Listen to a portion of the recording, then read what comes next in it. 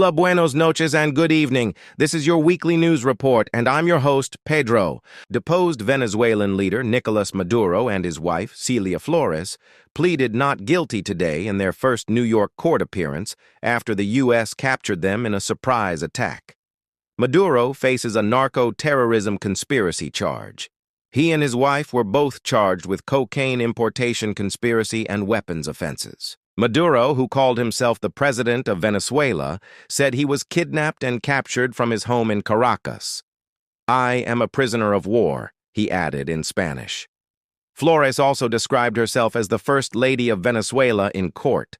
President Donald Trump said the U.S. is in charge of Venezuela and warned its interim leader to cooperate or pay a very big price. Delcy Rodriguez, who was Venezuela's vice president under Maduro, has been sworn in as the country's new president in the capital, Caracas. Trump has said America will tap into Venezuela's vast oil reserves. He has also issued new threats against Colombia, Mexico, and Greenland, and predicted Cuba's regime will fall. Now here's Rafa with our next top story. An immigration and customs enforcement agent shot and killed a woman Wednesday during an immigration-related operation in Minneapolis, in which she did not appear to be the target, local and federal officials said. Dueling narratives emerged over what led to the shooting. Department of Homeland Security spokesperson Tricia McLaughlin claimed the woman weaponized her vehicle, attempting to run over our law enforcement officers in an attempt to kill them. Witnesses described seeing the woman in the vehicle trying to flee officers when she was shot, disputing the notion that she was trying to run officers over. Police described her as a middle-aged white woman who did not appear to be the target of any law enforcement investigation or activity. Immigration enforcement officers were conducting targeted operations in Minneapolis when the shooting happened, but it's unclear what operation ICE was conducting in that particular neighborhood. Another agent is standing near the front of the SUV as it pulls forward. The agent appears to draw his firearm, and as the SUV drives forward in his direction, he moves backward, shooting into the SUV as it drives off, the video shows. At a news conference Wednesday afternoon following the shooting, Frey, the mayor, told ICE agents to get the fuck out of Minneapolis. Now we send it back to Pedro for our next top story.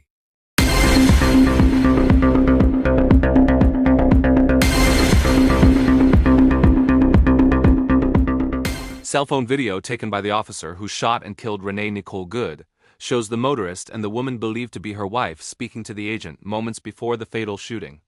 "We have obtained the footage, which appears to have been recorded on a cell phone belonging to Jonathan Ross, the ICE officer who fatally shot Good, 37, in Minneapolis on Wednesday. The video begins with Ross getting out of his car and approaching Good's maroon Honda Pilot SUV from the passenger side. The video shows a black dog in the rear passenger side seat of the SUV looking at Ross through an open window as the ICE agent walks around the front of the car to face Good. Good turns the steering wheel to her right away from the officer as she begins to drive. Ross shouts what sounds like "whoa" and fires as multiple shots can be heard in the video. The view of his phone camera jerks around, points up to the sky, and captures a glimpse of his masked face. Good's killing touched off protests across the nation, with the White House going on the offensive. Now we send it back to Pedro.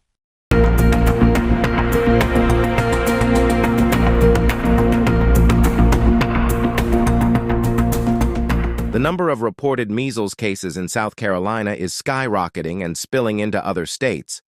On Friday, the South Carolina Department of Public Health said it's confirmed 99 new cases of the disease since Tuesday, bringing the state's total number of cases to 310.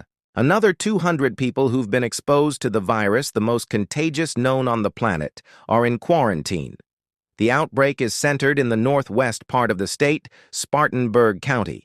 On Tuesday, the North Carolina Department of Health and Human Services announced 3 children, siblings living in Buncombe County, were diagnosed with measles after visiting Spartanburg.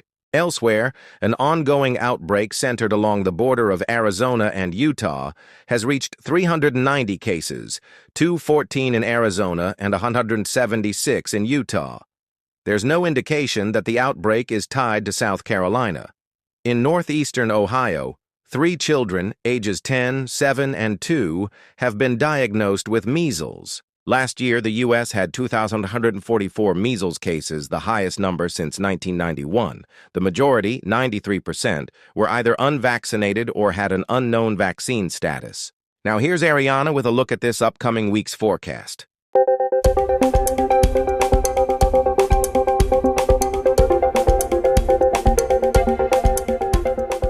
Hello everyone, I'm your Chief Meteorologist, Ariana, with your forecast for the week ahead.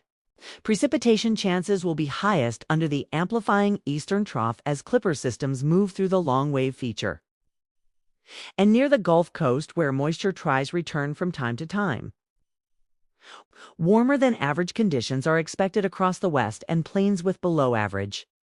Temperatures will be expected in the southeast. Clipper systems moving over the eastern U.S. are expected to bring snow showers to favorable lake effect zones of the Great Lakes as well as portions of the northern plains, Midwest, and Appalachians. Temperatures early to mid next week will trend above average across the western and central U.S. as an upper ridge builds and remains anchored over the region. There is also some indication for enhanced wind potential for Southern California and vicinity, across the southwestern deserts region. We will see sunny skies for the entire week with very pleasant temperatures in the mid-upper 60s. The greatest anomalies of 15 to 20 degrees are expected to expand from the northern to central plains Sunday to Tuesday before returning a bit closer to average Wednesday and Thursday. Here's a look at your 7-day forecast for the Phoenix, Arizona area. We will see sunny skies for the entire week, with temperatures in the mid to upper 60s and a few days around 70 degrees.